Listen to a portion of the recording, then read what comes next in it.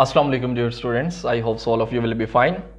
बेटा आज हम स्टार्ट करने जा रहे हैं चैप्टर नंबर 14 के बहुत ज़्यादा इंपॉर्टेंट शॉर्ट क्वेश्चन जो कि बहुत दफ़ा पेपर में आ चुके हैं, बोर्ड के एग्जाम्स में आ चुके हैं। और ये वाले जो आपका जो ये सेशन जो है जिसमें इंशाल्लाह हम डेली बेसिस पे लर्न किया करेंगे कि जो important short question with their answers, ठीक है। तो ये आपको बहुत ज़्यादा हेल्पफुल होने वाला है, बहुत ज़्यादा आपको बोर्ड के एग्जाम्स में आपको जो है वो बहुत ज़्यादा हेल्पफुल रहेगा। तो इसी ही प्रे के साथ कि आपके बहुत अच्छे मार्क्स आएँ और ये जो शॉर्ट क्वेश्चंस की प्रिपरेशन हम स्टार्ट करने जा रहे हैं ये आपके लिए बहुत ज़्यादा फ़ायदे का बायस बने। तो आइए बेटा स्टार्ट करते हैं। फर्स्ट हमारा जो वेरी इंपॉर्टेंट शॉर्ट क्वेश्चन जो है चैप्टर नंबर 14 का पार्ट 2 फिजिक्स का, वो बेटा क्या है, define Tesla and right it's formula. ठीक है, अब टेस्ला क्या होता है इसका हमने फॉर्मूला लिखना है। उसके लिए आपको याद होगा आपने ये एक एक्सपेरिमेंट परफॉर्म किया था, ठीक है। जस्ट मैं उसको रिकॉल करवाऊंगा। क्या है कि बेटा ये मेरे पास दो मेटल रेल्स हैं, ठीक है, कॉपर की आप ले लीजिए, और उसके ऊपर ये एक कंडक्टर है, ये भी कॉपर का है, ठीक है। आप इसको एक बैटरी के साथ कनेक्ट कर रहे हैं, positive higher potential, negative low potential. तो क्या होगा जब इसके अंदर करंट फ्लो करेगा इस कंडक्टर के अंदर, और एक और इंपॉर्टेंट बात जो कि मैंने यहां पर मैग्नेटिक फील्ड नीचे से ऊपर की डायरेक्शन के अंदर ले लिया है अलोंग वाई एक्सिस। तो हम ये बात हैरान कुन यहां पर बेटा देखते होते थे, आपको याद होगा कि ये जो कंडक्टर होता है इसके ऊपर एक फोर्स लगती है और ये कंडक्टर जो होता है वो मूव करना शुरू कर देता है, ठीक है। तो अब वो जो फोर्स लगती है इस कंडक्टर के ऊपर, that is actually magnetic force, ठीक है। तो इसकी लेंथ बेटा कितनी है, यहां पर हम किसको डिफाइन कर रहे हैं, 1 टेस्ला को, ठीक है। तो मान लीजिए कि मैंने जो कंडक्टर की जो लेंथ है, इस कंडक्टर की जो लेंथ है वो कितनी है, वो बेटा वो 1 मीटर है। करंट कितना अप्लाई कर रहे हैं हम, इसके अंदर फ्लो करवा रहे हैं 1 एम्पेयर। अब जो यहां पर बेटा आपका जो मैग्नेटिक फील्ड होगा वो 1 टेस्ला होगा, वो 1 टेस्ला होगा कब, जब आप ये वाली कंडीशन को अप्लाई करेंगे। कैसे कि ये फॉर्मूला होता था, आपको याद होगा, यहां पर अल्फा क्या है, एंगल है किसके दरमियान में, कि ये जो आपके पास कंडक्टर है इसको आप यहां पर देखिए, मैं जस्ट उसको रिकॉल करवा रहा हूं कि बेटा ये आपके पास मेटल रेल्स हैं और इन मेटल रेल्स के ऊपर ये आपके पास क्या है, कंडक्टर है, ठीक है जी। ये कंडक्टर है, ऐसे ये कंडक्टर अभी इस वक्त इस तरह मौजूद है और मैग्नेटिक फील्ड कैसे है आपका ऊपर की डायरेक्शन के अंदर है। तो एंगल कितना है, 90। तो साइन 90 कितना होता है, 1 होता है, ठीक है। तो साइन 90 तो हो जाएगा आपके पास 1। हमने क्या कैलकुलेट करना है, मैग्नेटिक फील्ड बी की वैल्यू कैलकुलेट करनी है। तो आप बेटा यहां पर इसको देख सकते हैं कि बी बराबर आ जाएगा एफ ओवर आई इंटू एल, ठीक है। और मैग्नेटिक फील्ड, इसको इंप्लाइज करके मैं यहां पर लिखता हूं कि मैग्नेटिक फील्ड या मैग्नेटिक इंडक्शन वो 1 टेस्ला होगी, वो 1 टेस्ला होगी कब, जब यहां पर जो फोर्स है वो कितनी हो बेटा, 1 न्यूटन, करंट कितना हो 1 एम्पेयर, और लेंथ कितनी हो वो 1 मीटर हो। तो बेटा फिर जो है वो हम कह सकते हैं कि आपके पास जो मैग्नेटिक इंडक्शन है वो कितनी है, वो 1 टेस्ला है, ठीक है।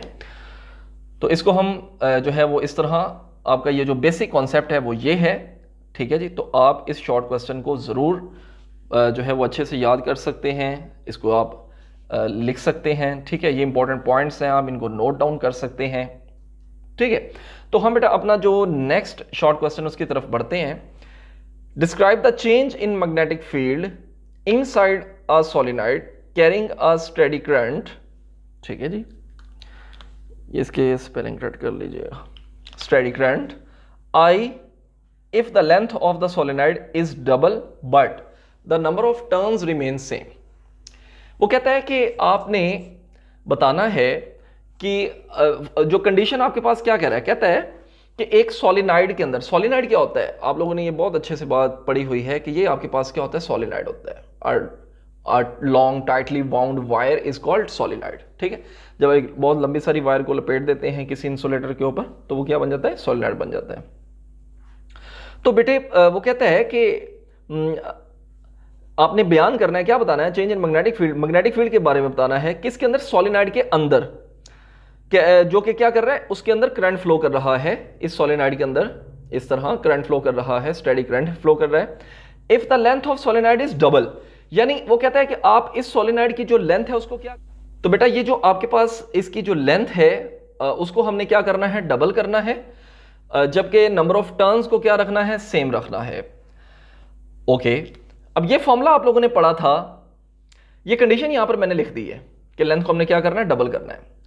आपने एक फॉर्मूला पढ़ा, B is equal to mu naught N I, तो B बराबर आ जाएगा बेटा आपके पास म्यू नॉट एन, एन किसके बराबर होता है, स्मॉल एन, ये आप लोगों ने पढ़ा हुआ है कि ये बराबर होता है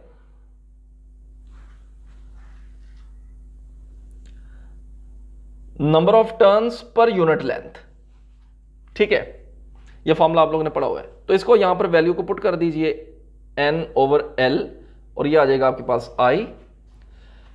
अब आपकी लेंथ जो है वो क्या हो रही है, डबल हो रही है, बाकी सारी चीजें आपकी क्या है, कांस्टेंट है।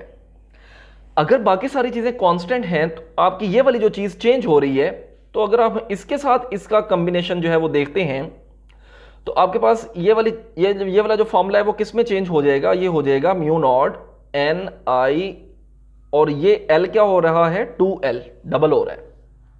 अब बाकी सारी चीजें बेटा क्या है, कांस्टेंट है, तो कांस्टेंट और इक्वल का साइन मिलके क्या बनाते हैं, प्रोपोर्शनल साइन बनाते हैं। और यहां पर आप देख सकते हैं कि मैग्नेटिक फील्ड और जो लेंथ है सोलेनॉइड की, इनका आपस में बेटा क्या रिलेशन है, इनवर्स रिलेशन है।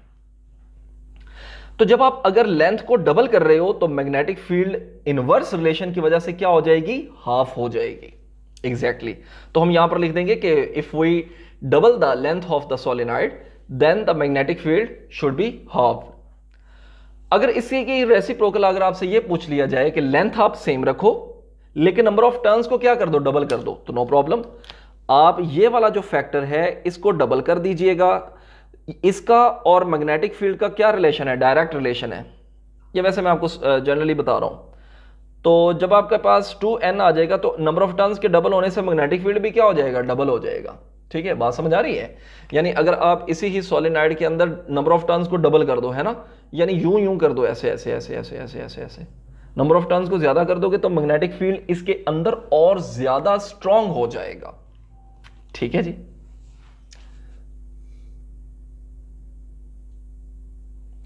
जी तो बेटा नेक्स्ट क्वेश्चन है हमारे पास, distinguish between magnetic flux and magnetic flux density.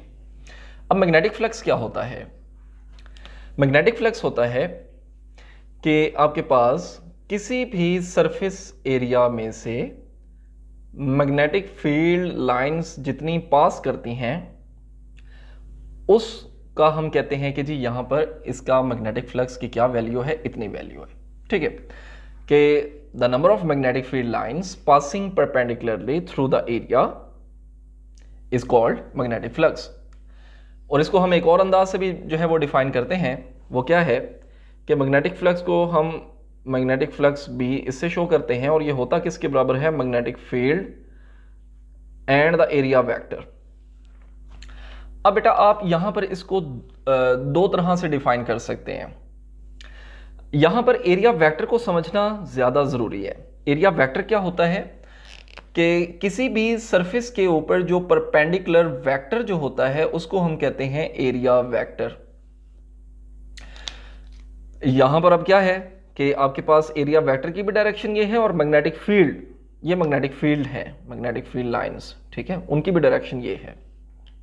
अब अगर देखा जाए तो मैग्नेटिक फील्ड और एरिया वेक्टर दोनों क्या है, पैरेलल है।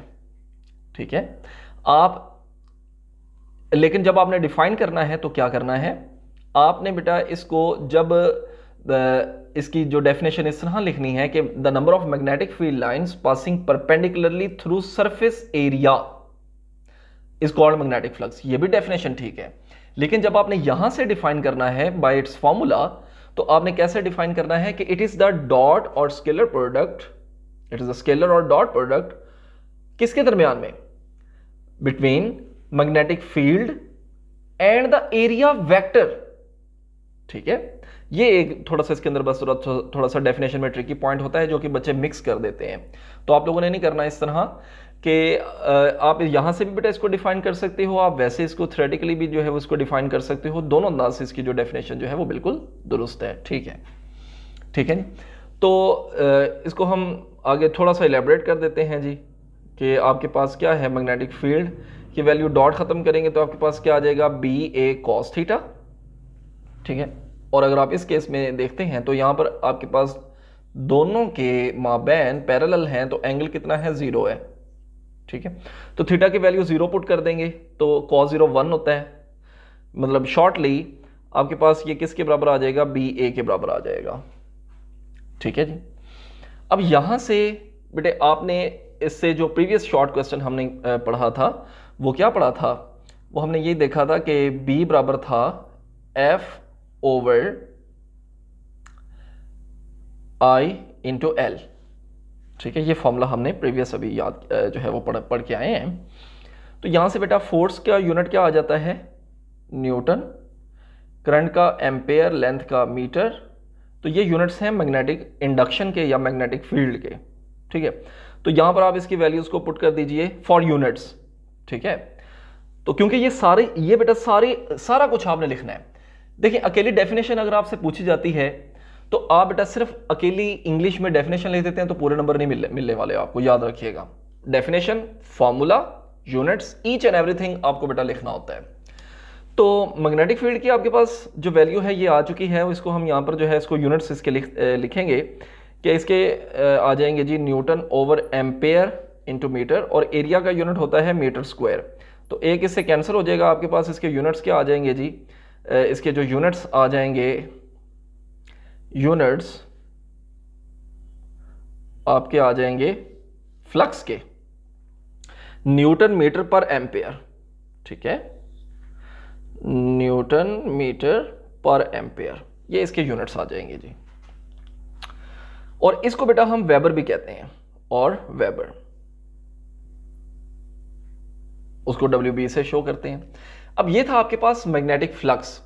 ठीक है, मैग्नेटिक फ्लक्स डेंसिटी क्या होती है, मैग्नेटिक फ्लक्स डेंसिटी होती है कि किसी भी एरिया में जो कि आप कंसिडर कर रहे हैं, वहां पर उस किसी भी स्पेसिफिक एरिया में आपका कितना मैग्नेटिक फ्लक्स मौजूद है। ठीक है, उसकी कितनी जो है वो वैल्यू है। फॉर एग्जाम्पल, आप यहां पर अभी आपको जो नजर आ रहा होगा ये एरिया है, इस एरिया में से ये मैग्नेटिक फील्ड लाइंस जो हैं वो पास कर रही हैं। अब गौर से देखिएगा कि ये जो मैग्नेटिक फील्ड लाइंस पास कर रही हैं ये इस एरिया के परपेंडिकुलरली पास कर रही हैं। अगर आप गौर से देखेंगे तो बेटा यहां पर एंगल कितना बन रहा है, 90 डिग्री बन रहा है विद द सरफेस एरिया। बात समझ आ रही है, विद द सरफेस एरिया। तो हम यही आपकी डेफिनेशन होती है मैग्नेटिक फ्लक्स डेंसिटी की। वो क्या डेफिनेशन है कि किसी भी एक मखसूस एरिया में आपके फ्लक्स की जो वैल्यू होती है, मैग्नेटिक फ्लक्स की जो वैल्यू होती है उसको हम क्या बोलते हैं, मैग्नेटिक फ्लक्स डेंसिटी का नाम देते हैं। बात समझ आ रही है। मिसाल के तौर पर आपने अगर इसी एरिया को कंसिडर किया हुआ है और इसी ही एरिया में से पहले अभी कितनी मैग्नेटिक फील्ड लाइंस पास कर रही हैं, 3, मतलब आपका फ्लक्स कितना है, 3 है। तो अब मैं क्या कर रहा हूं, वैल्यूज की जो है वो बढ़ा रहा हूं। अब मैग्नेटिक फील्ड लाइंस की तादाद बढ़ गई है। ठीक है, तो अब फ्लक्स की तादाद बढ़ने से, इस स्पेसिफिक एरिया में फ्लक्स की तादाद बढ़ने से आपके पास इसकी फ्लक्स डेंसिटी जो है वो भी क्या हो गई है, बढ़ गई है। ठीक है, डेंसिटी का मतलब क्या होता है कि आपके पास कितनी मैग्नेटिक फील्ड लाइंस उस स्पेसिफिक एरिया में मौजूद हैं। ठीक है, तो बेटा हम इसका जो फॉर्मूला होता है वो क्या होता है, वो ये होता है कि इसके जो आपके पास वैल्यू जो आती है वो ये आती है, मैग्नेटिक फ्लक्स डेंसिटी जो है इसका फॉर्मूला ये आता है डिवाइडेड बाय एरिया। ठीक है, इसका ये फॉर्मूला होता है। और इसके यूनिट्स की अगर बात की जाए तो बेटा इसके जो यूनिट्स हैं वो आप यहाँ पर लिख दीजिए फ्लक्स के।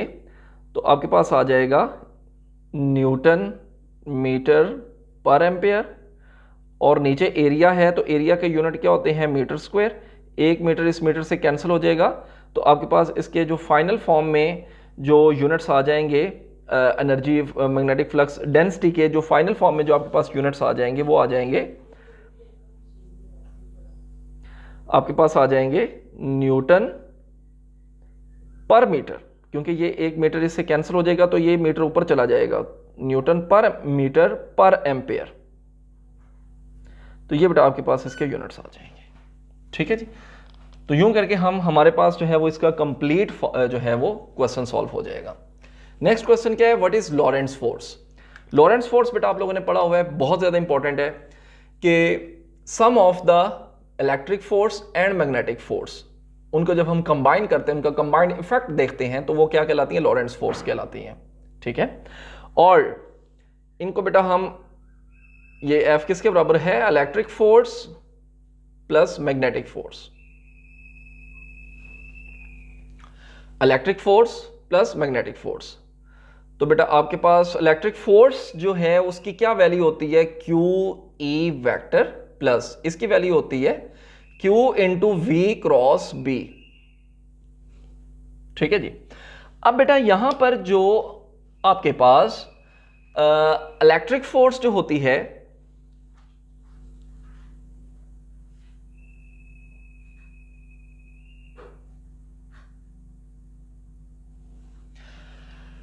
अब बेटा जो आपके पास जो इलेक्ट्रिक फोर्स जो होती है ये बेसिकली जो क्या करती है, अपना इसका मेन जो काम होता है वो इसका होता है।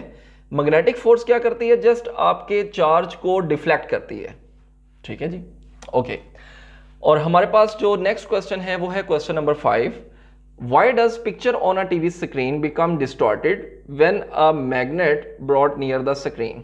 अब बेटा क्या होता है कि जो टीवी होता है उसमें भी CRO जो है वो मौजूद होती है, तो वहां पर जो इलेक्ट्रॉन गन की मदद से जो इलेक्ट्रॉन्स आ रहे होते हैं उनका अपना एक मखसूस मैग्नेटिक फील्ड होता है। अगर आप बाहर से कोई मैग्नेटिक फील्ड उसके करीब लेके आएंगे टीवी के करीब, तो क्या होगा कि वो जो इलेक्ट्रॉन गन से इलेक्ट्रॉन्स आ रहे थे बेटा, वो उनका जो पाथ है वो डिस्टॉर्ट होगा। क्यों डिस्टॉर्ट होगा, वो क्यों खराब हो जाएगा, क्योंकि हम जानते हैं कि जो मैग्नेटिक फील्ड हम बाहर से लेके आएंगे वो वाला, और जो उसके अंदर इलेक्ट्रॉन गन के अंदर इलेक्ट्रॉन के मूव करने की वजह से जो आप अगर इसको हम यहां पर परफॉर्म करना चाहते हैं ना, तो ये आप ऐसे भी देख सकते हैं कि इलेक्ट्रॉन गन से सपोज इस तरह जो है वो आ रहा है और इसके इर्द गिर्द मैग्नेटिक फील्ड जो है उसकी ये वाली वैल्यू है।